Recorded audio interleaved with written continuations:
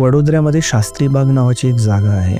त्या गार्डनच्या समोर एक 4 रस्ता येतो. ह्याच्या मैत्रिणीची जी आत्या होती ना, त्या 4 रस्त्यावरती ती काहीतरी सामान घ्यायला तिकडे गेलेली. तिने सामान वगैरे घेतलं. त्याच्या 4 रस्त्याच्या मधोमध तिला काहीतरी झालं आणि ती बेशुद्ध पडली. तिच्यामध्ये ताकदच नव्हती अशी झालेली. ॲड्रेस वगैरे सांगितलं की मी इकडे इकडे राहायला आली आहे. आता घरी आल्यानंतर तिच्याबरोबर वेगवेगळे खेळ सुरू झाले. ही अशी मानगुटीवरती येऊन अशी उभी राहायची रात्री आणि अशी बघायची. ती लिटरली डिमांड करायला लागली, गोष्टी मागायला लागली. आणि डिमांड तर काय, त्यांचं लग्न झालेलं. त्यांची जी वाईफ होती ना, प्रेग्नंट झाली, मुलाला जन्म दिला आणि ते लहान बाळ असताना तिला कॅन्सर झालं. तरुणपणे त्या कॅन्सरमुळे ती मृत्युमुखी पडली. तिची जी आत्मा होती ना, ती त्या घरातच वास करायची. जवळपास 3-3:30च्या दरम्यान माणूस आपला गादी घालून खाली झोपलाय आणि त्यांना कंटिन्युअस फिलिंग येते कोणतरी असं डोकाळून बघतंय. तेव्हा त्यांनी असे डोळे उघडले आणि त्यांनी लिटरली त्या बाईचा चेहरा बघितला. या कथा मनोरंजनासाठी आहे. काही लोकांचे अनुभव व काही पूर्णपणे काल्पनिक असू शकतात. त्यामुळे कृपया ना मनोरंजन म्हणून घ्या. या कथा आपल्या संस्कृतीचा एक भाग आहे. अगदी लहानपणी आजी आजोबांनी सांगितलेल्या गुड गोष्टींसारख्या. आमचा हेतू कोणत्याही प्रकारच्या अंधश्रद्धा किंवा भीती निर्माण करणे नाही. नमस्कार मित्रांनो, कसे आहात तुम्ही? स्वागत आहे तुमचं पंकजच्या एका नवीन एपिसोडमध्ये. आणि आजचा एपिसोड आपण करतोय शहारंग बरोबर. भाई कसा आहेस? एकदम मजेत. पण मला वाटतं की मला समजत नाही की आपण खूप पॉडकास्ट लास्ट कधी केला होता. असं वाटतं आताच झालंय, पण असं वाटतं टाइम पण झालाय. बिकॉज आपण जेव्हा पण भेटतो ना, तर असं वाटतं की खूप वेळ झालाय आणि खूप वेळानंतर भेटलोय, कारण का आपल्या गप्पा गोष्टी पण खूप असतात. पण we are back here again. तू सांग, तू कसं आहेस? मी एकदम मजेत आहे. आणि थोडंफार कामाचा थोडा आहे लोड, पण इट्स ओके. बट ह्या ज्या मी स्टोरीज घेऊन आलो आहे ना, आय वुड से की माझी एक ऑनलाईन फ्रेंड कम बहीण आहे, प्राची मजुमदार नाव आहे तिचं. ती वडोदऱ्याला राहते आणि हे लेजिट जे आहे ना, तिने नरेट केलेलं, म्हणजे तिच्या जवळच्या लोकांबरोबर घडलेल्या स्टोरीज आहेत ह्या. आणि जसं तू बोललास की बाई तुला कामातून खूप, जसं आता काम पण खूप जास्त हेक्टिक झालंय, तर त्यासाठीच आपण आज चिल आणि मस्त एक पॉडकास्ट रेकॉर्ड करणार आहोत. आणि हे पण की जे तू बोललास ना की त्याच्या मागे आपल्याला डिटेलमध्ये जाण्याचं, त्याची माहिती असण्याचं खूप गरजेचं आहे. तर आपण आपल्या चॅनलवर एक नवीन सिरीज पण स्टार्ट केली आहे. त्याच्यात आपण आहे ना, आपल्या ज्या ग्रंथ, पुराण किंवा खरोखर अशा घडलेल्या ज्या गोष्टी आहेत त्या आपण आणण्याचा प्रयत्न करतो. म्हणजे गेल्या आठवड्यात आपण मृत्यूनंतरचे जे 13 दिवस असतो, जेव्हा कोणता तरी व्यक्ती आपल्या घरातून निघून जातो, देवाकडे जातो, तेव्हा ते 13 दिवस त्याच्या आयुष्यात कसं असतात आणि काय असतात, तर ते आपण त्या व्हिडिओमध्ये डिस्कस केले. इवन आपले जे पुढचे येणारे व्हिडिओज आहेत ना, त्याच्यात आपण पुनर्जन्म आणि त्याच्यात झालेल्या खऱ्या केसेस, म्हणजे ज्या लोकांचा पुनर्जन्म झालाय, ते 4 वर्षाचा मुलगा त्याच्या गेल्या जन्माचा जो खुनी होता, कोर्टमध्ये केस लढतोय आणि न्यायालय जो आपलं कोर्ट आहे त्याला कन्सिडर करून त्या खुनींना शिक्षा देतोय. तर असेही काही केसेस आहेत आपल्या भारतात घडले, तर तेही येत आहेत. आणि जसं मी तुला बोललो, मृत्यूनंतरचे 13 दिवस गरुड पुराणाच्या हिशोबाने, तर रिसेंटली म्हणजे माझी आजी पण गेली आणि मी जवळजवळ 15-20 दिवस आम्ही गावीच होतो. आणि त्यावेळी पण आमच्याबरोबर तसंच काहीतरी घडलं. तर आजच्या पॉडकास्टमध्ये मी तेही सांगणार आहे की आमच्या घरी काय घडलं. आणि मला ते रिअलाइज कधी झालं ना भाई, जेव्हा मी तो व्हिडिओवर रिसर्च करायला घेतलं की गरुड पुराणमध्ये काय लिहिलंय, आणि तसंच काहीतरी आमच्या बरोबर घडलं. इव्हन जे माझे मित्र आहेत, आपल्या सगळ्यांच्याच घरी जेव्हा कोण ना कोण जातं तर ह्या गोष्टी होतात. पण तसंच आपण आज काही डिस्कस करणार आहोत. पण आपण स्टार्ट करू तुझ्या गोष्टींनी भाई. पण मित्रांनो, हा पॉडकास्ट स्टार्ट करण्याच्या आधी मला तुम्हाला एक गोष्ट सांगायची की जर तुमच्याकडेही अशा कोणत्या हॉरर गोष्टी असतील जे तुमच्याबरोबर घडले, तुमच्या परिवारात घडले, आणि तुम्ही पॉडकास्टमध्ये जर तुम्हाला येऊन सांगायचं असेल, तर डिस्क्रिप्शनच्या पहिल्या लाईनमध्ये गुगल फॉर्म आहे, तो नक्की भरा. आणि जर तुमच्या गोष्टी चांगल्या असतील तर आपण खरंच एक पॉडकास्ट करू. जा, भरा, काळजी घ्या, पॉडकास्ट कंटिन्यू करा. इनफॅक्ट तू जो व्हिडिओ टाकला ना, तो गरुड पुराणवाला, की मृत्यू पश्चात 13 दिवस काय काय होतं, तो कॉन्सेप्ट मला खूप आवडला. मी इनफॅक्ट वाचलेला पण होता. आणि हे प्रत्यय जेव्हा माझे आजोबा स्वतः वाचलेले ना खूप वर्षांआधी, तेव्हा मला स्वतः हे प्रत्यय आलेले. म्हणजे हे असंच कोणीतरी त्या पुराणामध्ये लिहिलेलं नाही आहे, ते मिथ्या नाही आहे, त्याच्यात काहीतरी तथ्य नक्कीच आहे. आणि त्याच्यामुळे हे आपल्याला प्रत्येकाला ज्यांच्या घरी कोण मरण पावतं आणि देवघरी जातं तर त्यांना भले ते सगळ्याच नाही पण त्याच्यातले काही ना काही घटक जे आहेत ना ते आपण आपल्याला जाणवतो आणि आपण अनुभवतो. बरोबर. सो वडोदरा, गुजरात. वडोदरा आता आधीचं बरोडा. सयाजीराव जे हे होते गायकवाड, त्यांच्या घराण्याचं तिकडे प्रॉपर शासन होतं. सो तुला माहितच असणार की सयाजीराव गायकवाड हे आणि आपल्या मराठा जो साम्राज्य आहे ना ज्या ते विभाजित झाले वेगवेगळ्या राज्यांमध्ये तेव्हा त्यांचं शासन तिकडे होतं. सो आता कुठलाही प्रिन्सली स्टेट जसा बरोडा झाला, आपला पुणे पण एक प्रिन्सली स्टेट, काश्मीर होतं, त्याच्यानंतर वाराणसी झालं, इंदोर झालं, ठीक आहे. तिकडे ना खूप अशा जागा आहेत जिकडे खूप काही गोष्टी घडलेल्या असतात. आता ज्या जागेबद्दल मी बोलतोय ना, जे मला प्राचीनी सांगितलं, त्या जागेचं नाव आहे शास्त्री बाग. सो वडोदऱ्यामध्ये शास्त्री बाग नावाची एक जागा आहे आणि ती जागा जी आहे ना ती इनफॅक्ट मराठा शासन जेव्हा होतं त्या कालापासूनची ती जागा आहे, खूप जुनी आहे. आणि जेव्हा ते राजेने आपली जी काही मालमत्ता होती ती थोडीफार गव्हर्नमेंट ऑफ इंडियाला सरेंडर केली, मग गव्हर्नमेंट ऑफ इंडियाने इकडे डेव्हलपमेंट वगैरे केले. सो तो जो शास्त्री बाग आहे ना तो एका वेळी खूप मोकळा रान होता आणि जंगल होतं त्याला लागून. त्याच्यानंतर तो एक गार्डन बनला, त्याच्यातली काही जागा जी आहे ती मुस्लिम लोकांना कब्रिस्तानसाठी दिलेली. सो तिकडे झालं असं की त्या गार्डनच्या समोर एक 4 रस्ता येतो आणि ती सांगत होती की त्या 4 रस्त्यावरती दरवेळी कधी ना कधी आहे ना मोठमोठे ऍक्सिडेंट होतच असतात. म्हणजे कोणाला ट्रक उडवून गेला आहे किंवा कोण बाईकवरनं पडलेला आहे, म्हणजे काही ना काही छोटे मोठे ऍक्सिडेंट होतात. पुण्यातल्या होळकर ब्रिज सारखंच. सो ही जी स्टोरी आहे ना ही तिच्या मैत्रिणीच्या आत्याबरोबर झाली. आता सिन्स गुजरातमध्ये वडोदऱ्यामध्ये मोस्टली राहणारे जे लोक आहेत ते हिंदू ब्राह्मण आहेत. ते अजिबात मच्छी मटण वगैरे काहीच खात नाही. ह्याच्या मैत्रिणीची जी आत्या होती ना ती अशीच राहायला आलेली ह्याच्या मैत्रिणीच्या घरी आणि ती काहीतरी सामान घ्यायला तिकडे गेलेली. बरं. तिने सामान वगैरे घेतलं आणि मग ते चाट खायला आपल्या बायकांची सवय असते की हा बाबा चाटवाला दिसला तर चला आपण एक प्लेट जरा पाणीपुरी खायला भेळपुरी किंवा भेळ खाऊया. तर तशी तिकडे उभी राहिली. तिने भेळ वगैरे सगळी खाल्ली. त्याच्यानंतर ती जेव्हा घरासाठी निघाली ना त्याच्या 4 रस्त्याच्या मधोमध तिला काहीतरी झालं आणि ती बेशुद्ध पडली. बेशुद्ध पडल्यामुळे तिला लोकांनी म्हणजे पाणी वगैरे शिंपडलं, तिला शुद्धीत आणलं, पण ती काहीच बोलत नव्हती. एकदम गप्प आणि एकदम बोलताना हतबल झालेली, तिच्यामध्ये ताकदच नव्हती अशी झालेली. मग तिने कसं म्हणजे ॲड्रेस वगैरे सांगितलं की मी इकडे राहायला आली आहे. तर लोकांनी काय केलं, घरी सोडलं तिच्या. आता घरी आल्यानंतर तिच्याबरोबर वेगवेगळे खेळ सुरू झाले. खेळ म्हणजे कसे, आधी सगळ्या जे जणी घरी तिला घेऊन सोडलं त्यांनी सांगितलं की ही अशीच म्हणजे अचानकच त्या 4 रस्त्याच्या मध्ये पडली आणि बहुतेक हिला म्हणजे हे झालं असणार. तर तिला विचारलं की तू बाबा काय खाल्लंस का. ती म्हणजे अजिबात उत्तरच देत नाही, एकदम शांत. असे खूप तास निघून गेले. जेवायसाठी विचारलं त्याच्याबद्दल पण काही हो नाही सांगतच नाहीये. मग झालं कसं की वाटलं की हा बाबा चला तब्येत बरी नसेल, आपण थोडंफार म्हणजे तिला ज्यूस वूस देऊया, औषध वगैरे देऊ आणि तिला झोपायला लावू. तर रात्री सगळे झोपलेत, ही अचानक खिडकीवरती जाऊन बसली अशी,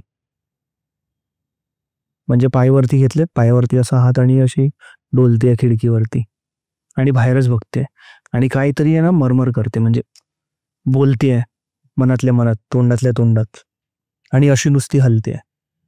तर मैत्रिणीची जी आई होती ना तिला काहीतरी डाऊट आला, ही अशी काय करते, म्हणजे काहीतरी झालंय का, वागते. हा काही झालंय का, काही प्रसंग आढळलाय का तिच्यावरती.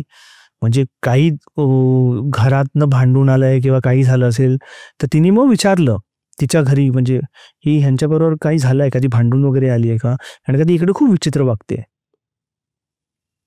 मग देवळात चला, नाही मला जायचंच नाहीये.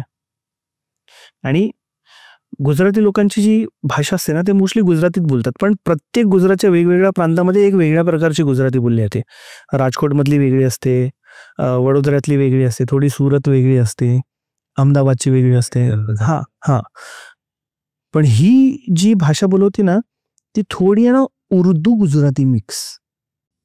बापरे, कळलं. जे मुसलमान लोक तिकडचे जे बोलतात तशा टाईपची तशा गुजराती टाईपची. होती. तर ह्याच्या आईला म्हणजे हे झालं की अचानक अशी काय बोलायला लागली. आणि मग नंतर असे 2-3 दिवस चाललं तिचं हे प्रसंग सगळा.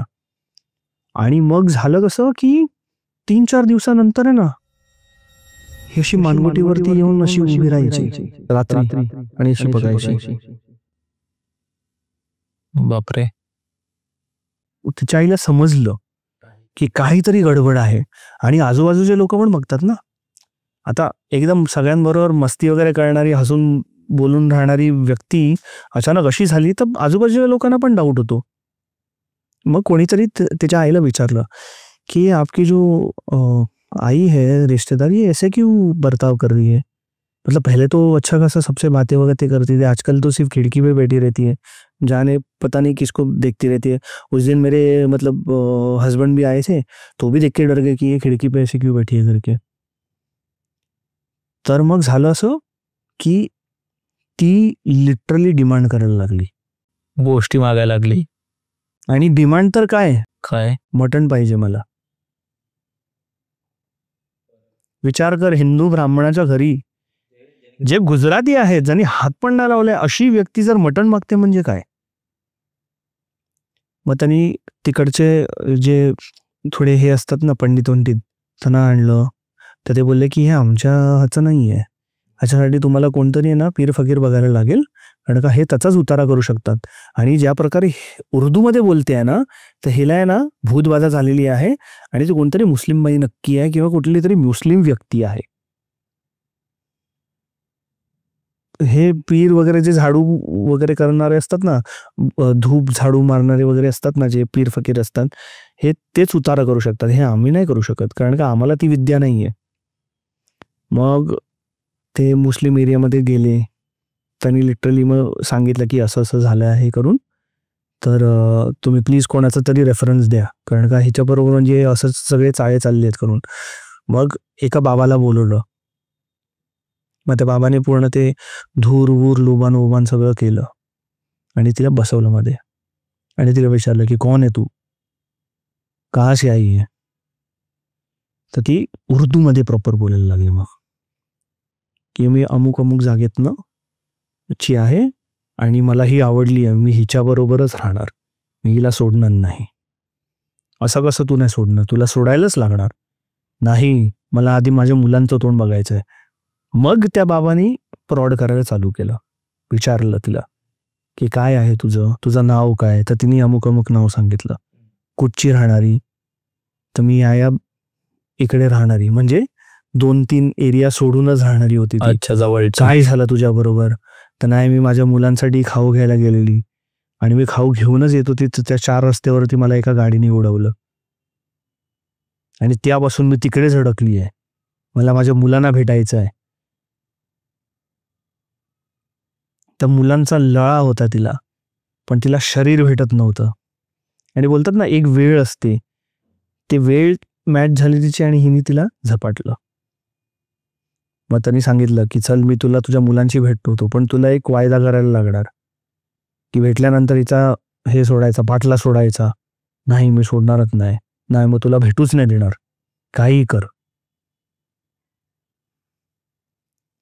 मग तिचा सगळा ते हे मेल मिलाव केला आणि मग तिने ते शरीर सोडलं. बापरे. आणि हे जवळपास काहीतरी 20-25 दिवस चाललेलं.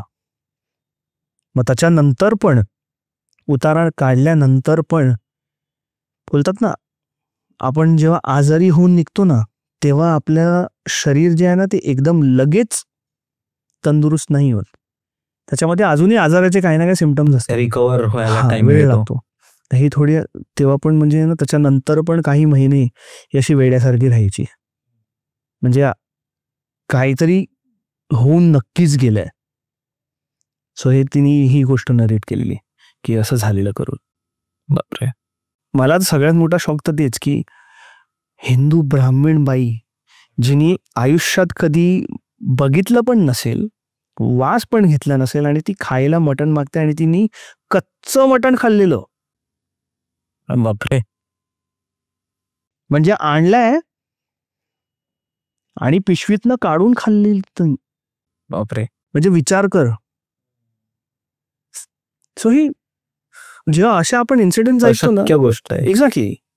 आणि भाई जसं तू बोललास ना आता की ते एका बाबाकडे नेलं, आणि तर तसंच मला आहे ना, माझा एक मित्र आहे, त्यांनी एक व्हिडिओ पाठवला होता. आता तो पण आहे ना कोणत्या तरी असा मुस्लिम समाजातलेच कोणतरी बाबा होते, आणि तेच त्यांच्या भाषेत काही बोलत असेल तर ते बाबा होते, आणि ते एक जवळपास मला वाटतं 12-13 वर्षाची मुलगी असेल, तिच्या अंगातून काढत होते. आता त्याची गोष्ट अशी भाई की ती मुलगी नॉर्मली आपल्या शाळेला किंवा कॉलेज क्लासला वगैरे जात होती. तर जाता जाता तू बोललास की ती एक वेळ, एक काळ होतं जिथे तिला एका बाईच्या आत्म्याने झपाटलं. ओके. आणि ते बाईचा मृत्यू कसं झालेलं की ती जेवण बनवता बनवता तिला हार्ट अटॅक आलेला. ओ. आणि त्या आईचा आत्मा तडपडत होता की तिला तिच्या मुलांना परत भेटायचं होतं. तर इच्छा पूर्ण राहिली, ती इकडेच फिरत राहिली. आणि जनरली असं होतं ना की घर हे सगळ्या गोष्टी मंदिर असतात, आणि तिकडे एवढे पूजा वगैरे पाठ करतात, तर ते लोक डायरेक्टली परत त्यांच्या घरी जाऊ नाही शकत त्या फॉर्ममध्ये. म्हणून ती कोणाचं तरी शरीर शोधत होती, आणि त्याच वेळी तिला ती मुलगी भेटली, आणि तिच्या अंगात तिने तिचं घर केलं. आता होतं असं की आपण बोलतो ना किंवा कोणत्या तरी एका व्यक्तीला जेव्हा एक नेगेटिव्ह आत्मा किंवा एक नेगेटिव्ह एंटिटी असते, ती जेव्हा तिच्या अंगात जाते तर ती अजून नेगेटिव्ह एंटिटीला पण अट्रॅक्ट करते. आता ही जी अंगात आली, पण ती खूप सटल होती, कारण ती एवढी म्हणजे पॉवरफुल नव्हती. तर तिला साईड इफेक्ट्स वगैरे मध्ये व्हायचे, पण ठीकठाक, एवढं काय कोणी नोटीस केलं नाही. थोडे आजारी वगैरे पडायला लागली, थोडे तब्येत डाऊन वगैरे व्हायला लागली. काही दिवसांनी तिच्या घरी राहत होती मुलगी, तिच्याच घरी तिचे वडील ऑफ झाले होते, म्हणजे काही वर्ष वगैरे झाले असतील. तर आता कारण तिच्या अंगात ऑलरेडी एक बाई आहे, तिच्या अंगात एक ऑलरेडी नेगेटिव्ह शक्ती आहे, तिच्या वडिलांची आत्मा पण तिच्यात अट्रॅक्ट झाली, म्हणजे तिच्या वडिलांची आत्मा पण तिच्या अंगात येऊ लागली. आता जेव्हा एवढे आत्मा एकसोबत आले, तर तेव्हा तिचे ते साईड इफेक्ट दिसू लागले. शांत बसणं, मध्येच असे विचित्र एपिसोड्स येणं, मध्येच एका माणसासारखं बोलणं, ऑर्डर देणं तिच्या आईला की मला हे पाहिजे ते पाहिजे. यूपीचे वगैरे होते, तर तिकडे ते माहिती आहे ना तुला की काय बोलतात, पॅट्रियार्की वगैरे असते, त्याला मराठीत शब्द एक चांगलाच आहे, पितृसत्ता. हा, पितृसत्ता. तेच तर तसं. तर ते आईला म्हणजे एकदम अशी गपचूप राहणारी मुलगी आईला ऑर्डर देते, हे आण, मला ते पाहिजे ते पाहिजे, असं तसं. तर दारू वगैरे मागणं, हे मागणं, तर ते खूप शॉकिंग होतं. 12 वर्षाची 13 वर्षाची मुलगी हे सगळं मागते.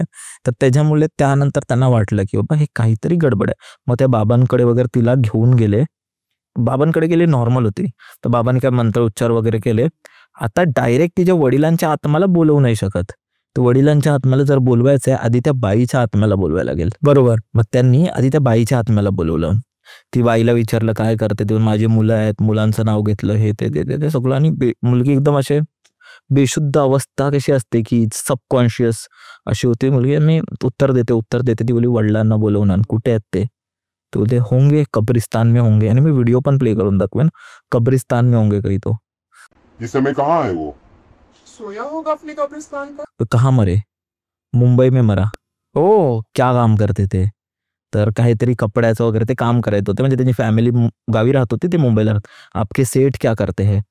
बरोबर उत्तराला प्रत्युत्तर करत होते, आणि असं एकदम पुरुषाच्या म्हणजे एकदम त्या झोनमध्ये. आणि मग त्याच्यानंतर एक टाइम असा आला भाई, ती ढसाढसा रडायला लागली त्यांच्या समोर. आणि तिची आजी होती ना, आजी, तिला आई आई हाक मारायला लागली, अम्मा अम्मा, आणि ते पाणी पिला दो, पाणी. त्याला पाणी नका पाजू. तर बाबांनी उत्तर विचारलं की तुला काय हवंय.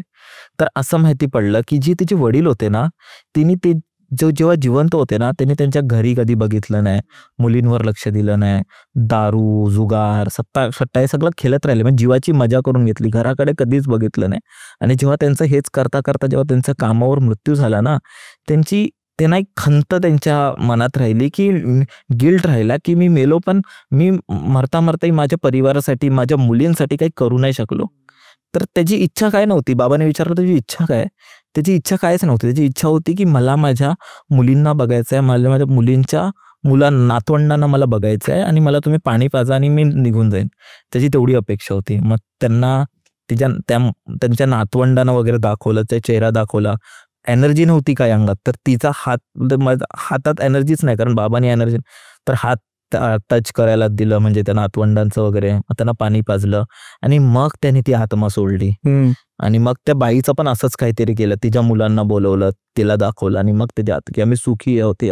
म्हणजे खूपदा असं होतं ना, की जेही आपले पूर्वज आहेत, आपले आजी किंवा आपले जेही वडीलधारी व्यक्ती, त्यांना काहीच अपेक्षा नसते, फक्त त्यांना हे बघायचं असतं की आपण सुखी आहोत ना, कारण त्यांनी आयुष्यभर ते आपल्यासाठी झिजलेले असतात आणि जाता जाता पण त्यांचं तेवढंच एक अपेक्षा असते की आपण सुखी राहावं, कारण त्यांना शेवटचा निरोप ही त्यांच्या परिवाराला देता आला नाही. तर तशी काहीतरी गोष्ट होती भाई. पण शेवटी असं असतं की माणूस आयुष्यभर जो काही स्ट्रगल करतो ते एक पॉइंट पर्यंत स्वतःसाठी करतो, त्याच्यानंतर तो आईदर आपल्या आई वडिलांसाठी करतो, आपल्या बहीण भावांसाठी करतो किंवा आपल्या बायको मुलांसाठी करतो. अगदी बरोबर. आणि लग्नानंतर तर त्याच्यासाठी त्याचं सर्वस्व जग जे आहे ना ते त्याचे फक्त घरचेच आहेत, बाकी लोक सगळी बॅकसीट, आणि तो स्वतःला सुद्धा बॅकसीटला टाकतो. सो जेव्हा अशी अकाल मृत्यू कोणाची होते ना, तर असं सांगितलं जातं की माणूस मेल्यानंतर त्याचं जे जीवनकाळ आहे ना ते त्याला जवळपास 45 ते 50 सेकंद सगळं ते रिवाइंड होऊन दिसतं, जाता एक रिलॅप्स सारखं. आणि त्याच्यामध्ये ना त्यांना फक्त तीच लोक दिसतात जी त्याच्या खूप जवळची आहेत. म्हणजे एकेकाळीचा एकदम जवळचा आपला मित्र, किंवा आपले लहानपणी आपल्याबरोबर खेळलेले आपले आजी आजोबा, किंवा वडिलांनी आपल्याला प्रेमाने मारलेली मिठी, आपल्या मुलांनी प्रेमाने मारलेली मिठी, त्यांना काहीतरी दिलाय त्याच्यासाठी करण्यासाठी जो हट्ट, या सगळ्या छोट्या मोठ्या ज्या गोष्टी असतात ना, ते सगळं आयुष्य. आणि तेच त्याला आठवतं जाते वेळी, आणि त्याच्यासाठीच ते परतही येतात. शेवटी कसं आहे ना, हे डिपेंड करतं की माणूस किती जिद्दी आहे. तो हट्टी असला ना तर तुझं कोण निस्तनाबूत नाही करू शकत. का? कारण का हट्टावरती पेटलेला व्यक्ती जो असतो ना, हे आपल्या पुराणांमध्ये आहे, हट्टावर पेटलेली सावित्री, आज वटपौर्णिमा पण आहे, तिने यमासमोर हट्ट करून सत्यवानला परत आणलेलं, हे माणसाचं हट्ट असतं. सो कधी कधी हट्ट जो आहे ना तो शरीराच्या पलीकडे पण जातो, आणि ज्या आत्मा जी आहे ना ती हट्ट पकडून बसते. शेवटी जसं तू सांगितलं आणि मी पण स्टोरी नरेट केली, तिला कोणाला त्रास नाही द्यायचा होता त्या व्यक्तींना, त्यांची फक्त एक शेवटची इच्छा होती, आणि ती इच्छा नाही, तो हट्ट होता म्हणून. आणि जसं तो हट्ट तुमचा पूर्ण झाला मग ते निघून गेले. तर भाई तू जे म्हणत होता दुसरी गोष्ट तुझी जी आहे, तर ती कशाबद्दल आहे? म्हणजे ती ह्याच हट्टाबद्दल आहे. हट्टाबद्दल. वाव. सो ही जी स्टोरी आहे ना, ही जेव्हा प्राचीनी नरेट केलेली तेव्हा मी ती नरेशन म्हणजे ती कशी मेसेजवरती मला सांगत होती. सो मी ती वाचतोय, पॅराग्राफ वाचतोय. त्याच्यानंतर एंडला मी कन्क्लूड कसं केलं माहितीये तो, की यार शेवटी आईच्या हट्टापुढे आहे ना कोणाचीच नाही चालत. सो स्टोरी अशी आहे की हिचे कोणतरी काका आहेत ना, ते एका दुकानात काम करतात, आणि त्यांचे म्हणजे जे कलिग, त्यांचे जे सहाय्यक होते ना, त्यांचं लग्न झालेलं. आता ते एका घरात राहत होते. बरं. सो झालं असं की त्यांची जी वाईफ होती ना, ठीक आहे, ती दिसायला खूप सुंदर व्यक्ती, म्हणजे नुसतं दिसायलाच नाही तर तिचा जो हे होता ना बिहेवियर, वागणं ते पण एकदम सोज्वळ, म्हणजे सगळ्यांची मेळमिळाव करणं, असं तसं हे ते. सो त्या बाईला अचानक झाला कॅन्सर. म्हणजे प्रेग्नंट झाली, मुलाला जन्म दिला आणि ते लहान बाळ असताना तिला कॅन्सर झालं. तरुणपणे. हा. आणि त्या कॅन्सरमुळे ती मृत्युमुखी पडली. सो झालं असं की तिची जी आत्मा होती ना ती त्या घरातच वास करायची. आता हे कळलं कसं लोकांना, तर ऑब्व्हियसली त्या व्यक्तीने परत दुसरं लग्न केलं नाही. त्याची जी आई वगैरे होती तिने त्या मुलाचा सांभाळ केला असंच, आणि मुलाचा सांभाळ करून थोडा मुलगा मोठा झाला 1-2 वर्षाचा. मग हा कसा थोडा रिलॅक्स झाला की हां आता मुलगा मोठा आहे. कारण का मेन लहान जी मुलं असतात त्यांना 1-1.5 वर्ष मेन सांभाळणं गरजेचं असतं. त्याच्यानंतर तुम्ही त्यांना ॲज अ नॉर्मल मुलासारखं हे करू शकता, म्हणजे कसे राहतात सुद्धा, पण एकदम लहान मुलं अजिबात नाही राहत. सो हा रात्रीच असा हसायचा खेळायचा, जसा कोणतरी खेळत्या त्याच्याबरोबर. बापरे. किंवा कोणतरी खेळवायला येत्या. आणि झालं कसं की हे कसे ना फिरतीचे काम करायला लागले. म्हणजे इकडे जा, सामान आणायला तिकडे जा, हे ते. आता कसं आहे की ते घर बंद नाही करू शकत. तर त्यांनी एकदा काय केलं की जे ह्याचे काका होते ना त्यांना रिक्वेस्ट केली की ऐक ना, म्हणजे मी असं असं सामान आणायला चाललो आहे, तर तू माझ्या घरी राहशील का आज रात्र. ते बोलले ठीक आहे, काय इश्यू नाही आहे, म्हणजे मी राहीन करून. तर ते गेले झोपायला तिकडे. आणि झोपायला गेले तर झालं कसं की जवळपास 3-3:30च्या दरम्यान त्यांना त्यांची ती बायको दिसली. बापरे. आणि किती दिवसानंतर घडलेलं आहे? काही महिन्यानंतर. हा, म्हणजे तो जो लहान मुलगा होता ना तो पण मोठा झालेला 4-5 वर्ष एवढा. बापरे, एवढा वेळ ती राहिली. आणि म्हणजे कसं की माणूस आपला गादी घालून खाली झोपलाय, तर त्याच्या डोक्यावरनं पैंजणांचा आवाज गेला. तर आता माणूस कसा एकदम झोपलेला असतो ना, तर आपण आपल्याला आवाज आला ना तर आपण लगेच रिॲक्ट नाही करत. आपण असं डोळे उघडून हळू बघतो की कोण आहे. तर त्याला एक असं दुर्मिळ तिचा साया दिसला आणि पैंजणांचा आवाज दिसला. म्हणजे हॉलमधनं ती किचनमध्ये जाताना. आणि तो पैंजणांचा आवाज अचानक गायब. आणि मग नंतर तो पैंजणांचा आवाज ऐकल्यानंतर अचानक खोलीमध्ये खूप थंडावा वाटलं त्यांना. ते बोलले की हा काय प्रकार आहे. ते परत झोपले. मग नंतर त्यांना कोणतरी फील होतं ना आपल्याला की आता तू झोपलायस, तुला खूप गाढ झोप आली आहे, म्हणजे तुझ्यात तेवढी ताकद नाही की डोळे उघडून पण बघायची, पण जर तुझ्या डोक्यापाशी कोणी येऊन उभं राहील ना तर तुला प्रेझेन्स फील होतो. भाई कंटिन्यू कर, मी सांगतो ह्याच्यावरच. हां बरोबर. तर ते झोपले आहे आणि त्यांना कंटिन्युअस फिलिंग येते की डोक्याच्या इकडे कोणतरी असं डोकाळून बघतंय. ती व्यक्ती काहीच नाही करत आहे, काहीच नाही.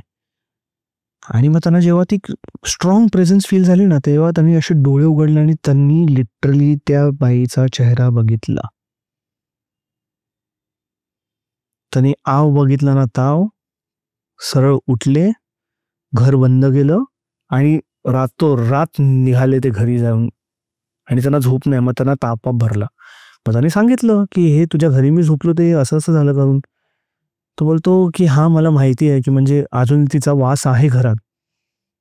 आधी मला नाही वाटायचं, पण जेव्हा हा लहान होता ना तर ह्याच्याबरोबर ती खेळायला यायची रात्री.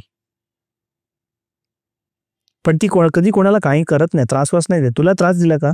तो बोला नाही, पण हे काय प्रकार आहे, म्हणजे तू जर मला बोलतोय झोपायला तर मला सांग तरी की असं असं आहे. मला जर काय झालं असतं तर तो बोला पण तू काळजी करू नको. अरे पण काळजी? तो बोला ह्याच्या पुढे मला आता परत सांगू नको झोपायला जायला, मी नाही जाणार आहे. तो बोला ठीक आहे ठीक आहे, काय इश्यू नाही. मग थोडे महिने उलटून गेले, परत त्याला कुठेतरी बाहेर जायचं होतं. त्याने तोपर्यंत म्हणजे तो जेव्हा जेव्हा जायचा ना तो घरच बंद करायचा. आता झालं कसं की थोड्या महिन्यानंतर ना त्याचा जो मुलगा होता ना त्याला म्हणजे ना त्याची तब्येत पण एवढी ठीक नव्हती. सो त्यांनी परत ह्याला सांगितलं की अरे तू पण आहे आज, तर तू जाशील का माझ्या घरी झोपायला करून असं असं. तर तो बोलला की मी जर एकटा नाही जाणार आहे बाबा. तो बोला नाही पण एकटा कुठे आहे, माझा मुलगा तर आहे ना. अरे तुझा मुलगा एवढा चिमुकला आहे, त्याच्याबरोबर खेळायला आली तर माझं काय होणार? हा, मी नाही जाणार आहे एकटा. तर मग त्यांनी हिच्या वडिलांना विचारलं. तर हिच्या वडिलांना माहित होतं, त्यांनी स्टोरी सांगितलेली. हिच्या वडील बोलले की मी तर नाही जाणार बाबा. वडिलांनीच नाकारलं. हा, मी नाही जाणार, तुला जायचं जा, मी नाही येणार. सो मग झालं कसं की त्यांनी मग त्यांच्याच बरोबर काम करणारा एक मुलगा होता ना, त्याला तयार केला. मग हे दोघं परत गेले रात्री झोपायला. आता हाना माहिती होतं की हा बाबा ही 3 ते 3:30च्या दरम्यान हिचा म्हणजे हे येतो, पण जो तो मुलगा होता ना त्याला काहीच माहित नाही याबद्दल, नवीन. तो तर नवीनच. सो झालं, हे झोपले. हाना परत तो सेम 5 जणांचा आवाज सेम टाइमला, म्हणजे हॉलमधनं किचनमध्ये जाताना तो प्रेझेन्स वगैरे फील झाला. हे खाली झोपलेले, तो जरा वरती झोपलेला तो दुसरा मुलगा, आणि तो असे पोटाशी झोपलेला, म्हणजे आपलं डोकं असं एंडला असतं ना तसं. तर त्याला तो प्रेझेन्स त्याला पण फील झाला. आणि लिटरली त्या मुलाने असं आहे ना डोळे उघडून असे बघितले तर त्याला ती एकदम अदृश्य अशी तिची हे दिसली आहे, आकृती दिसली, आणि त्यांनी असा हात हे केला तर हात आरपार गेलाय. तो मारायला वगैरे गेला असेल. नाही नाही नाही, आपण बोलतो ना हे कोण आहे व्यक्ती यार, हा हा हा, तसा त्यांनी हात फिरवला आणि हात आरपार गेलाय. बापरे. लिटरली तो जोर जोरात ओरडत पळून सुटला तो तिकडनं. आणि असं बोलतात की अजूनही त्या घरात तिचा वास आहे, अजूनही आहे. सो मग मी तिला विचारलं की हे असं का, त्या घराचं काहीतरी आहे का? तर तेव्हा तिने सांगितलं की हे जे घर आहे ना, तिकडच्या जे आजूबाजूचे राहणारे लोक आहेत ना, त्यांनी सांगितलं हे घरात काहीतरी प्रॉब्लेम आहे. ह्याच्या आधी पण एक जे जोडपं राहायला आलेलं ना, तेव्हा सुद्धा एक बाई अशीच मृत्युमुखी पडलेली, आणि त्या घराच्याच थोड्या लांब आहे ना एक वडाचं झाड आहे. त्या वडाच्या झाडावरती पण एक म्हातारी जी आहे ना तिचा वास असतो. म्हणजे ती म्हातारी बरोबर काहीतरी झालेलं, तर ती सुद्धा खूप लोकांना रडताना दिसली आहे तिकडे. बापरे. सो हा जो पूर्ण शास्त्री बागच्या आजूबाजूचा जो परिसर आहे ना, तिकडे अशा खूप काही स्टोरीज आहेत. त्यांनी मला सांगितलं की मी डिटेलमध्ये नंतर अजून स्टोरीज सांगेन, खूप आहेत, पण सध्या हे जे मेन तिने ऐकलेल्या आणि अनुभवलेल्या, त्याच्या जाणत्या लोकांनी अनुभवलेल्या स्टोरीज तिने मला सांगितल्या. बापरे. आणि तिकडे जे मुस्लिम लोकांचं कब्रिस्तान वगैरे पण आहे, तर तिकडे असं रात्री कोण सहजासहजी जात नाही. आता आपले कसं मुंबईमध्ये उपटसुंब लोक कधी आपण फिरतो 2 वाजता 3 वाजता, तिकडे तसं नाहीये. का तिकडे रहदारी पण एवढी नसेल ना, लोक एवढी राहत नाही सुनसान. आणि कशात की छोट्या गावा वस्तीमध्ये लोक लवकर झोपतात. आपल्या इकडे कसं ट्रॅव्हल, काम, त्या सगळ्या गोष्टी. मी असं खूपदा आपल्या कमेंट्समध्ये वाचलंय, किंवा कोण म्हणजे खूप माझे मित्र वगैरे आहेत ना, तेही बोलतात की काय पकवतो भाई रात्री झोपेत, गार झोपेत, कोणाला काय समजणार आहे कोणती सावळी, कोणतं काय. जे खोट्या गोष्टी आहेत किंवा हे बनवलेल्या बंडल गोष्टी आहेत असे लोक म्हणतात. तर बाई हे मी तुला एक माझा पर्सनल एक्सपिरियन्स सांगतो. हे थोडं फनी वाटू शकतो, पण तेवढंच स्कॅरी पण होतं माझ्यासाठी. आपण बोलतो ना झोपेत आपल्याला समजतं की काहीतरी जवळ आहे. तर आता मी जर ह्याला प्रॉपरली डिस्क्राईब केलं ना, तर असं का होतं की आपल्याला झोपेत का समजतं, आपण केवढ्याही गार झोपेत असलो तरीही आपल्याला का समजतं की काहीतरी आहे आपल्या बाजूला. मग ती भले छोटी छोटी गोष्ट असेल की आत्मा किंवा काहीही असेल, तर लगेच का समजतं ना बाई ह्याचा जो इतिहास आहे तो 1000 वर्ष जुना आहे. 1000 मला वाटतं लाखो वर्ष जुना आहे. जसं तुला माहिती आहे भाई की आपण माणूस व्हायच्या आधी आपण माकडं होतो, आपण वानर होतो, बरोबर. तर तेव्हा आपण घरात नव्हतो राहायचो, आपण जंगलात राहायचो. आणि जेव्हा आपण जंगलात राहायचो ना भाई, तेव्हा आपल्या कंटिन्युअस एक भीतीमध्ये होतो, एक कंटिन्युअस एन्झायटीमध्ये असायचो, एक फिअरमध्ये असायचो की आपण भले झोपलोय पण एक हे असते कधी पण आपल्यावर कोणीही हल्ला करू शकतो, कोणी आपल्याला कोणताही वाघ आपल्याला खाऊ शकतो, जनावर वगैरे आपल्याला मारून टाकू शकतो. म्हणून कॉन्स्टंट जराही काही हल्ला ना आपण लगेच उठतो, कारण त्याचा इतिहास तेवढा आहे. कारण आपलं डोकं भले आपण एवढं वर्ष पुढे आलोय आणि एवढी प्रगती झाली आहे आपली, पण आपला जो डोकं आहे ना, जो आपला माइंड आहे, तो अजूनही हजारो लाखो वर्ष जुना आहे. आणि त्याच्यामुळेच माहितीये का इकडे अजूनही एक गोष्ट येते की त्यामुळेच आहे ना, जेव्हा आपण वानर होतो आपण जमिनीवर नाही झोपायचो, आपण झाडांवर झोपायचो. आणि झाडांच्या फांद्यांवरून आपण कधी पण पडू शकतो ना. आणि म्हणूनही अजूनही आपण झोपतो ना भाई, झटके येतात की आपण पडतोय आणि आपण लगेच उठतो, म्हणजे असं बिल्डिंग वरून पडतोय असे झटके येतात आणि लगेच, त्याला हिप्निक जर्क असं म्हणतात. म्हणजे फक्त हे थोडं एक नॉलेज होतं की असं होतं. त्यामुळे अशी सावली वगैरे पण आली ना किंवा असं काही वाटलं लगेच आपण उठतो. आता ह्याचं एक एक्झाम्पल द्यायचं झालं ना तर मला वाटतं जवळजवळ 8-10 वर्ष आधी मी शाळेत होतो आणि तुला माहिती आहे शाळा वगैरे असायची आमची, तर 7 वाजताची शाळा असायची. 6 वाजता 5:30 वाजता उठायला लागायचं आणि मग त्यामुळे जबरदस्ती आई 10-10:30ला झोपवायचीच. तर झोपलेलो आणि गार झोप पण यायची, खेळायचो वगैरे, घट्ट एकदम गोड झोप यायची त्यावेळी बाई. एक रात्री बाई असंच झालं, मी झोपलेलो आणि त्या दिवशी ना बाबा गावावरून परत मुंबईला आले होते, ठीक आहे, घरी आले होते. आणि गावावरून माहिती आहे ना आपली सवय असते की की काही ना काहीतरी, म्हणजे गावी काही असेल तर फणस आणलं किंवा खाऊ आंबे आणले, आणला, खाऊ आणले, शेंगदाण्याचे लाडू, हा, शेवचे ते तर. लाडू. आणि स्पेशली कोकणात वगैरे असलं तर मच्छी वगैरे आणण्याचा एक क्रेझी याचा क्रेज असतो. तर माझ्या वडिलांनी आहे ना त्यावेळी खेकडे आणले होते आणि खेकड्यांना मारून खायला मजा नाही येत, म्हणजे तिकडे मारून जिवंतच आणतात आणि ज्यावेळी बनवायचे त्यावेळी त्यांना आपण गरम पाण्यात वगैरे टाकतो आणि मग आपण त्यांचं बनवतो. तर मोठे असे खेकडे, चिंबोरे असे एकदम मोठे होते, समुद्रातले होते. तर ते आणलेले त्यांनी आणि ते रात्री उशिरा आले काहीतरी असंच आणि त्यामुळे ना ते एका मम्मीने पण एवढं लक्ष नाही दिलं, त्यांना जेवण वगैरे वाढलं आणि झोपून गेली, मग पण दमलेली. आणि ते खेकडे होते ना ते मम्मीने सोडले, त्या कापडाच्या पिशवीत असतात, ते असे सोडले आणि ह्याच्यात टाकले, मोठ्या टोपात टाकले आणि वरती तिने मोठं ताट वगैरे टाकून कव्हर केलं ते. भाई ते आता खेकडे एकदम स्ट्रॉंग होते. रात्रीचे भाई जवळपास 3:30-4 वाजले असतील भाई. मी गार झोपेत, मला काहीच माहिती नाही. मला ना अचानक एक स्वप्न आला भाई आणि स्वप्नात मला ते खोटं नाही बोलत आहे भाई, हे मी देवाची आईची शपथ खाऊन बोलतो, हे मला आठवतंय भाई, कारण one of the most horrifying scene भाई माझ्या आयुष्यातलं, हे मी कधीच विसरणार नाही. 3:30-4 वाजलेत, एकदम गार झोपेत मला एक स्वप्न येतो अचानक की माझ्याकडे ना भाई, माझ्याकडे एक मोठा मॉन्स्टर, एक मोठी कोळी भाई अशी चालत येते, स्पायडर असं मोठं असं चालत येते माझ्याकडे, माझ्या दिशेने. आणि मी झोपेत आहे, मला काय करावं काय समजत नाही, पण तो हळूहळू माझ्याच जवळ येतो, एवढं मोठी होती ती. आणि भाई काय असं मॉन्स्टर येतो ना तसं भाई मी घामाघूम होतोय स्वप्नातच. आणि मला एक क्षण आठवतं बाई. आणि मी जसाच भाई डोळे उघडले ना असे, म्हणजे एकदम जवळ आल्यावर मला माहिती पडलं, कानात माझ्या आवाज येतोय.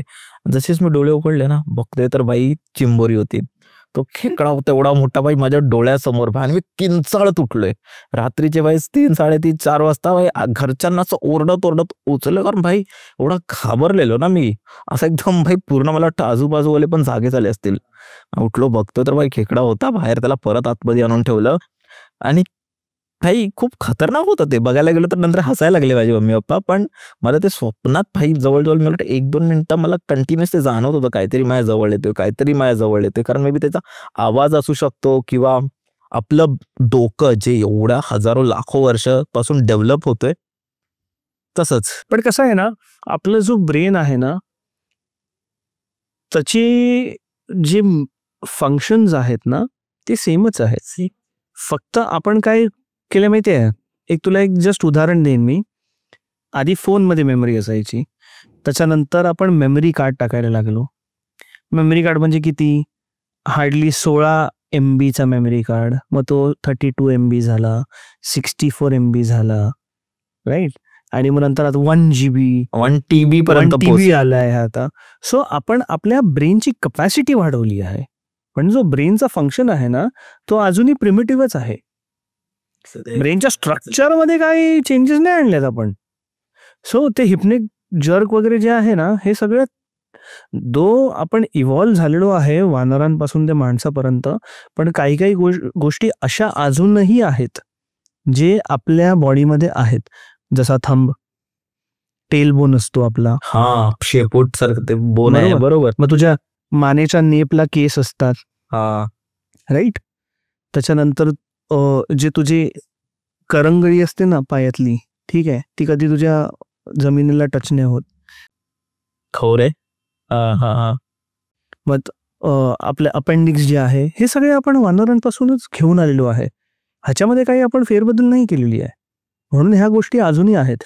इनफॅक्ट तुला सांगेन मी, हा सगळ्यात मोठा रेलिव्हंट मला काम वाटलं माहिती आहे. मी लाईफ सायन्स स्टुडंट असल्यामुळे खेकडे आणि स्पायडर्स हे आर्थ्रोपोड्स म्हणून मानले जातात. त्यांचे जे एकदम पूर्वज होते ते सेम होते. इव्हन माणसाचे आणि डॉल्फिन्सचे मेमरी सुद्धा सेम आहेत. ते कुठं म्हणजे माहिती नाही काय, पण एक स्टडी आहे. काइंड ऑफ बिकॉज आपण मॅमल्स मध्ये कॅटेगराईज होतो म्हणून. बरोबर भाई. म्हणजे हा खूप इंटरेस्टिंग टॉपिक आहे. म्हणजे आपण पण तुम्हाला जर ह्या टॉपिक बद्दल पण पाहिजे असतील ना, कारण मी वाचत होतो ना भाई की आपण जे आता ह्युमन्स लोक आहोत, आपल्याला टेन्शन येतो, अचानक टेन्शन येतो, आपण घाबरतो. आता त्यावेळी आपण वाघांना किंवा जनावरांना घाबरत होतो, आता आपण तेच बॉसला घाबरते. आणि असं खूपदा होतं की मला आठवते की मी 6वीत आहे, माझं उद्या ओपन हाऊस आहे, रिझल्ट लागणार आहे आणि भाई मला घाम फुटलाय, माझे हात वगैरे एकदम घामाने ओले झालेत, मला काहीच समजत नाही आणि सकाळी मला ताप आलाय. हे एवढंच टेन्शन घ्यायचं काहीच कारण नाहीये.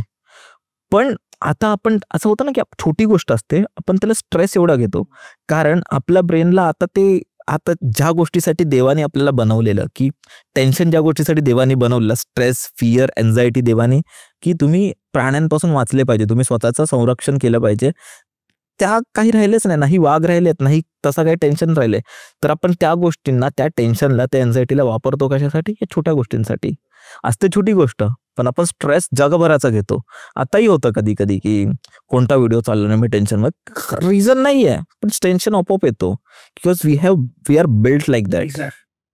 आणि ते आपण स्वतःला त्याच्यामधनं काढू पण नाही शकत, कारण का ती आपली इननेट बिहेवियर आहे, ती आपण कंडिशन नाही केलेली आहे, ती आपण तसंच बनलेलो आहोत म्हणून ते तसे आहे. फक्त आपण आपल्या स्वतःला शांत ठेवू शकतो.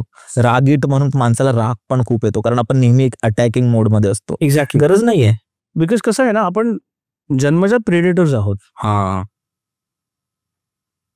आपण सिव्हिलाइज कधी होतो? वन्स वी स्टार्ट कंट्रोलिंग, जे आपण बोलतो ना पंचकर्म, पंचचक्र, तर ते त्याला जेव्हा आपण कंट्रोल करतो ना, that is when we actually start going on a different level. म्हणजे आपण एका वेगळ्या लेवलला जातो. म्हणून भगवान श्री गौतम बुद्ध त्यांनी ह्या पंचकर्मांना स्वतःच्या काबूमध्ये आणलेलं, मुठीत ठेवलेलं विवेकानंद स्वामींनी. बरोबर. सो हे सगळे महापुरुष, हे देव महापुरुष सगळे, आपण त्या लेवलला बनायसाठी आहे ना, आपल्याला एक वेगळी प्रकारची काय बोलतात डेडिकेशन लागतं, साधना. आपल्याला या सगळ्या गोष्टी पाठी सोडायला लागतील, तेव्हाच आपण त्या एका गोष्टीवरती फोकस करू शकतो. पण आपला नेचर कसा आहे ना, आपण ह्या सगळ्या गोष्टींना एवढा लळा लावून ठेवलेला आहे ना, की ह्या गोष्टी आपल्याला सोडत नाही. आपण त्यांना कितीही सोडायचा प्रयत्न केला, पण ह्या गोष्टी आपल्याला सोडत नाही. पण भाई मला आजचा पॉडकास्ट खूप आवडलाय, कारण आपण कुठून सुरुवात केली आणि कुठून एंड केलं. बघायला गेलो तर हा माझा सर्वात इंटरेस्टिंग टॉपिक आहे, हे ह्युमन इव्हॉल्युशन किंवा मानवी उत्क्रांती, ज्याला आपण मराठीत बोलतो.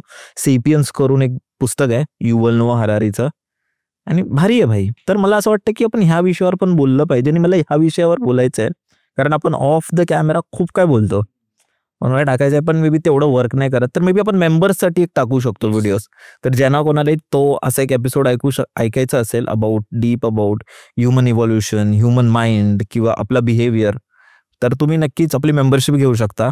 आणि मला माहिती नाही मी का बोलते, खूप रॅन्डमली ठरलंय, कारण आपण नॉर्मल जेव्हा पॉडकास्टवर असं टाकतो ना, तर लोकांना एवढं ऐकायचं, लोकांना फक्त हॉरर आणि कारण ड्रामा आहे. पण ह्या गोष्टी, आपण कसं वागतो, आपण कसं जगतो, याही गोष्टी खूप महत्वाच्या. आपण कसे बनलोय, म्हणजे मी जेव्हा ऐकलं ना भाई की आपण डॉल्फिन आणि आपले पूर्वज सेम होते, तर मी शॉक होतो भाई की असं खरोखर शक्य आहे. मग बोललं की आपलं इव्हॉल्युशन वेगवेगळं झालंय, आपण सगळे सुरुवातीला एक मच्छी होतो, मासाच होतो, आणि जर आपण विष्णूंच्या ज्या 9 अवतारांबद्दल बोललो ना, तर ते सेम आहेत. इनफॅक्ट मी ह्या पॉइंटवरती येणारच होतो की डार्विनची थिअरी ऑफ इव्होल्युशन आणि भगवान श्री विष्णूचे दशावतार हे एकमेकाशी एवढे का रिलेव्हन्स आहे.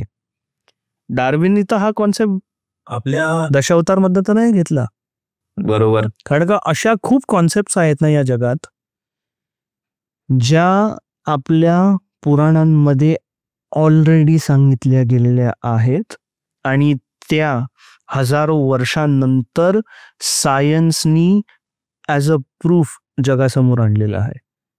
नवग्रहांची पूजा युगायुगांपासून चालू आहे. But the theory of 9 planets ही 17वी-18वी शतकात आलेली आहे. मग तेव्हा नवग्रह आले कुठून? कॉन्सेप्ट ऑफ एक्लिप्स, राहू केतू, चंद्राला सूर्याला आपला झाकणाऱ्याचा जो कॉन्सेप्ट आहे, ज्याला ह्या लोकांनी सायन्सनी मग एक्लिप्स हे डिराईव्ह केलं, हे सगळे कुठून आले? मग त्यावेळी त्यांना ती नॉलेज, तो जो ज्ञान आहे तो कुठून भेटला? बरोबर. आणि या ग्रंथांमध्ये डॉक्युमेंटेड आहे. आपण आपल्या सनातन धर्माचे ग्रंथ असे हवाबाजीवाले नाही आहेत. आणि आपणही काही मनातून नाही बोलत आहोत. हे हजारो वर्ष जुने ग्रंथ आहेत. आणि आर्यभट्टांनी शून्याचा शोध का लावला? जर शून्य नसला असता तर या जगाची काय हालत झाली असती? मी भाई आता ना विष्णूंच्या 9 अवतारांबद्दल मी सर्च केलं, म्हणजे मला माहिती होतं पण एक्झॅक्ट नावं नव्हती माहिती. तर आपण डार्विनचे जर आपण थिअरीबद्दल बोलायला गेलो ना, तर आणि विष्णूंच्या 9 अवताराबद्दल तर ते सेम होतं. डार्विन काय बोलतो, पहिला आपण सर्व जो एक आयुष्य आलं, पहिला जीव आला तो पाण्यात आला, तो मासा होता. मग त्याच्यानंतर तो पाण्यात आणि पाण्यातून थोडा बाहेर निघाला. प्राणी आणि पृथ्वी दोघात राहायला लागला. मग हळूहळू एक वानर आलं, मग हे झालं, मग ते झालं. आता तू विष्णूंची अवतार बघ, ठीक आहे, भगवान विष्णूंची. पहिला होता त्यांचा मत्स्य अवतार, मासा. त्यानंतर होता त्यांचा कुर्म अवतार होता, कासव. त्याच्यानंतर त्यांचा वराह, जो एक काय बोलतात त्याला, बोर वाईल्ड बोर, जे म्हणजे आपले जे जंगली रानडुक्कर असतात ना, डुक्कर. बरोबर. जो कॉन्सेप्ट वराहाचा कांतारामध्ये घेतलेला आहे, वराह रूपम, ते वराह अवताराची पूजा करतात. त्याच्यानंतर भाई नरसिंह, तो अवतार होता. त्यानंतर वामन, छोटा माणूस, जे आपण मे बी बघितलं असेल ना ह्युमन इव्होल्युशन मध्ये सगळ्यात शेवटमध्ये जो सर्वात पहिला असतो तो. त्यानंतर परशुराम अवतार होता, राम अवतार होता, जे मनुष्य हळूहळू व्हायला लागले, जे शिकार वगैरे करायचे. त्यानंतर कृष्ण अवतार, जिकडे आपण परत कलेकडे वळलो आणि जिकडे आपण हे तुला अवतारांचे कॉन्सेप्ट माहिती आहे त्याच्या आपण हे डिस्कस करणार आहोत. हे आपण आहे ना त्याच्यासाठी एक वेगळा पॉड करू. ह्याच्यामध्ये मी तुला डिटेल मध्ये प्रत्येक अवतार का झाला, त्याच्या पाठचा हेतू काय होता, आणि त्याच्यानी माणसाचे जे इव्होल्युशन आहे ना ते एक्झॅक्टली कसं रिलेटेड आहे पदोपदीला, त्याची मी तुला डिटेल्ड इन्फॉर्मेशन. मी पण त्याच्याबद्दल अभ्यास करून येईन. मी डार्विन बद्दल अभ्यास करेन, तू ह्या गोष्टींबद्दल कर. तू हिंदू, आपल्या हिंदू धर्मात आहेत, आणि मी जे ह्या बाहेरच्या लोकांनी जे सांगितलंय वेस्टर्न कल्चरनी, ते 9वं होतं बुद्ध अवतार, आणि मग 10वं आहे कल्की अवतार, जो येणं बाकी आहे, which is the futuristic modern man. विष्णूंचे प्रत्येक अवतार हे समाजाच्या गरजेनुसार बदलत गेले. त्यावेळी आपल्याला शिकार करायचं होतं, म्हणजे सेम भाई डार्विन भाईने सेम सांगितलं, डार्विन काकांनी आपलं कॉपी केलंय भाई. पण मित्रांनो, जर तुम्हाला ही असं ऐकायचं असेल, खूप भलतीकडेच गेला पॉडकास्ट, पण मजा आली, तर तुम्ही मेंबरशिप वगैरे घेऊ शकता. तिकडे टाकू यार, म्हणजे जर आम्ही एवढं डिटेलमध्ये काय, कारण मला भाई या विषयावर वाचायला खूप आवडेल, आणि मला असं वाटतं जे लोकांना बघायचं त्यांनाही त्याची व्हॅल्यू असली पाहिजे. आणि जर तुम्हाला बघायचं असेल, ठीक आहे, आणि खरंच जर इंटरेस्ट असेल ह्या सगळ्या गोष्टींबद्दलचं डिस्कशन बघायला, तर तुम्ही आम्हाला कमेंटमध्ये सांगा. हा, ट्रोल करायचं असेल ना तर ती वेगळी गोष्ट आहे, की बाबा तुम्ही हॉरर स्टोरीवरनं कुठे वळलात आणि काय हे ते. I am trying to break the 4th dimension over here, but I am talking to you as a person. तुम्हाला जर ह्या गोष्टी ऐकायच्या असतील ना तर कमेंट्समध्ये तसं सकारात्मक गोष्टी लिहा, की हा आम्हाला इंटरेस्ट आहे. आणि जर तुम्हाला हॉरर ऐकायचं असेल ते तर येतच राहील, फंकसमध्ये कॉन्सेप्ट आहे, ते तर आहेच. तर तुम्ही मेंबरशिप घेऊ शकता, कमेंट्समध्ये सांगू शकता, आणि आपण लवकर. आणि असं जर माहिती पडलं की खरोखर खूप लोकांचं आहे, तर आपण नॉर्मल पॉडकास्टही टाकू भाई, मला प्रॉब्लेम नाही. पण माझं आहे की जर आपण तसं काही रेकॉर्ड करतोय त्या लेवलचं, तर लोकांनाही त्यात इंटरेस्ट असला पाहिजे, सिमिलर माइंड असले पाहिजे, जे त्या गोष्टीचं ट्रोल न करता त्याला त्यांनी अप्रिशिएट केलं पाहिजे. आणि थँक्यू सो मच भाई, आणि मजा आली मला तर खूप यार, खूप भारी होता पॉडकास्ट. आणि भेटूया मित्रांनो परत एकदा अशाच एका एपिसोडमध्ये. आणि जर तुमच्याकडेही अशा कोणत्या गोष्टी असतील, हॉरर वगैरे इन्सिडेंट जर तुमच्यावर झाले असतील, तर खाली डिस्क्रिप्शनच्या पहिल्या लिंकमध्ये गुगल फॉर्म असेल, तो नक्की भरा. आणि मग आपण जर सोबत पॉडकास्टही करू शकतो. आणि स्पॉटिफायवर ऐका, तुम्ही शारंगला फॉलो करू शकता. आणि आपण भेटू परत एकदा एका अशाच एपिसोडमध्ये. बाय.